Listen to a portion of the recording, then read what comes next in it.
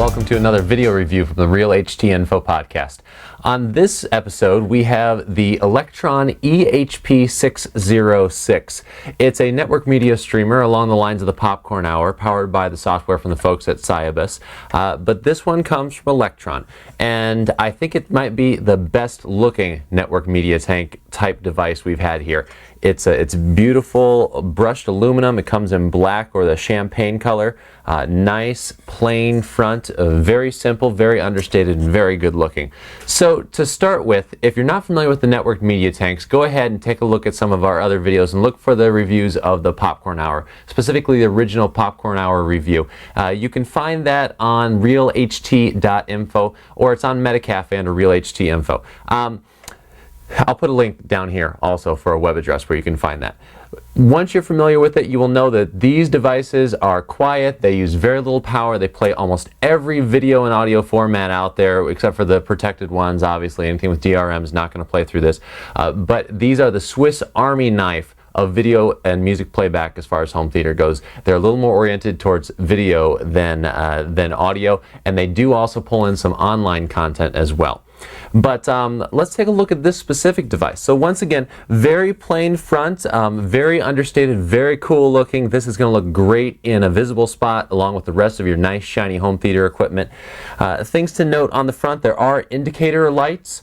The problem with these indicator lights, however, is that they're all the same color and there's a little bit of bleed through. So I don't find myself using the indicator lights too much, but something to be aware of, that if you're concerned about being able to get a lot of information off the front of your device, this one's a little hard to read. Let's go ahead from that point and move on to the back here. We have a nice addition, which is a Vga output on this device. So it's very easy to connect to an LCD computer monitor if you wanted to go that route. We also have the component outputs, component video outputs, as well as composite video output, analog audio, and coaxial digital audio. No optical digital audio. So if you only have a free digital audio, optical digital audio port, you're going to want to look elsewhere because this one only has coax. From there we have the HDMI previously mentioned. There's a USB connector to use this as a slave device. You can install a desktop or a notebook hard drive with an adapter in this, serial, by the way, serial drives, and use them just like you would an external hard drive. Plug them into your computer via USB and put information locally on here. If you don't want to go locally, or maybe in tandem with the information that you have locally on this device, there's also a network port. So this will pull through a wired network. It will pull off the wired network all your media files stored on your computer or a home server or elsewhere, and then the low power port. Last but not least, on the side we have a hardware on-off switch. Very welcome. I use this. This does pull in just a little bit of power when it's in standby, so having a hard on-off switch, very helpful. And then we find two USB ports. These can be used for pulling information off external hard drives or USB thumb drives, but they don't clutter up the front, and they're right here on the side, so it maintains a nice slick look. But if you want to plug in a thumb drive, and you will have to, we'll get to that in a moment, they are right there and easy to use. You can also plug in a Wi-Fi dongle here if you want to go wireless instead of wired. That's totally up to you. On to how you install a hard drive. This one has, once again, very clean. You pull two screws off the side, and this little hard drive tray slides right out, and it'll slide all the way out, so you can install the hard drive with ease. And then the cables are just kind of tucked up in there.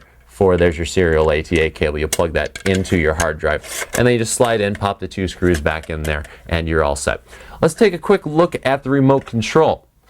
Remote control is going to look very familiar for anyone that's familiar with the Popcorn Hour. It has a different feel to it, though, a slightly different feel. The center thumb pad is a little harder plastic in the back. It doesn't have sort of a nice soft rubber. You might remember one of my criticisms with the Popcorn Hour was that the remote was not very, very comfortable. It has these sharp corners that the way my hand sits on the remote, these corners poke into me. Without even that slight rubber backing, I notice it more with this remote, but that's kind of nitpicking at this point. The remote is very functional. However, the play, stop, pause buttons are all centered here, and they're all exactly the same size and shape.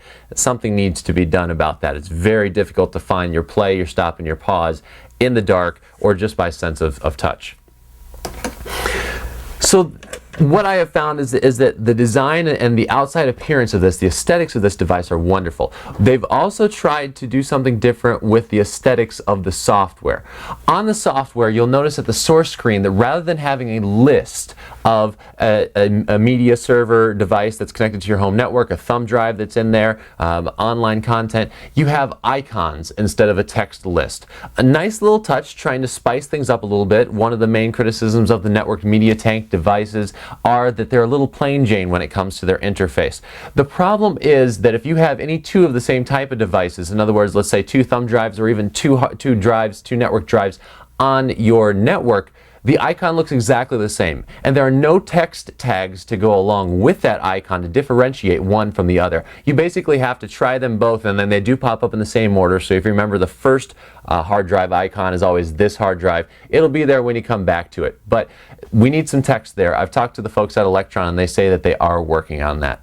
The second problem that I have is because there is sort of this unique interface that goes along with this device. I think that there's a problem getting the firmware to be updated from the device itself. The nice thing about my Popcorn Hour is that when I want to check for a firmware update, I go online, I check, it says yes, there's one available, or no, there isn't one, and then I can download it directly there, connected to the network. They don't have the website formatted properly for doing that with this device yet. They're going to in the future, they say, but in the meantime, what you have to do is you have to take a USB thumb drive and download it on your local computer, and then pop that USB thumb drive into here, and then at that point it's very simple to update the firmware. But it'd be real nice just to be able to do it over the internet from the device itself, just using the remote control, and we understand that that's on the way. So they've tried to improve upon the interface a little bit, and they get an A for effort but a D for execution at this point. Truth be told, I've gotten used to the streamlined interface of the networked media tank devices. I don't think they have to do a whole lot to spice things up, but if they do, it needs to be something more meaningful than little graphic pictures. The pictures don't do anything for me. I need something in the way of added functionality or a real aesthetic difference, and just replacing text with icons isn't doing it for me. So the software tends to be a little bit of a low point on this device. So those are the only low points of the software. The software does tend to be the only tarnishing thing on this device. Other than that, though, the device itself, aesthetics, this is where it really excels. This is a beautiful looking device, and really should be the benchmark for the aesthetics design of networked media tanks going forward. You're not at all ashamed to have this sitting underneath your television or in plain sight. It's a beautiful box with the brushed aluminum. It's very nice. So aesthetics wise, I think this is your best choice out of all the networked media tanks. It's coming in at a little more than some of the other options, at least right now in the United States, so you're paying for those aesthetics. But I know that right now there's not a lot of distribution going on. This is a company that's based primarily in China. As you probably can't see on the box here, but it's described as the high quality 1080p of real HD in high tech. There's a little bit yet not quite catering to the American audience, but we're hoping that improves in the future, because this is a beautiful device, and I do want to see some competition. As much as I love my Popcorn Hour, excuse me for hitting my microphone, as much as I love my Popcorn Hour, I want to see a little competition in the space. So it does cost a little more than the other devices out there right now, but I think as distributors in the United States start reselling these devices, we're going to see better discounts because they're going to be able to buy them in bulk, ship them in bulk, and then pass the savings and shipping along to us, as well as negotiating bulk pricing on the devices themselves from the Chinese distributors. So the folks at Elektron have, on the surface, a real winner here. If they do a little work to get the insides up to snuff, they'll be in great shape. But right now, still a perfectly usable device, and once you get past those icons on the front screen, as easy to use, basically identical to all the other networked media tanks out there. Networked media tanks, I think, still, for the money, the most functionality you can get in a media streamer. They will play anything. No transcoding, no switching files from one format to another. Great little devices, and I'm happy to add this to the list of available devices out there. So the Elektron EHP-606, you can follow all the links here in the video. If you have any questions, you can go to realht.info, and all the information will be there as well. Good stuff. Thanks to the folks from Elektron for this device.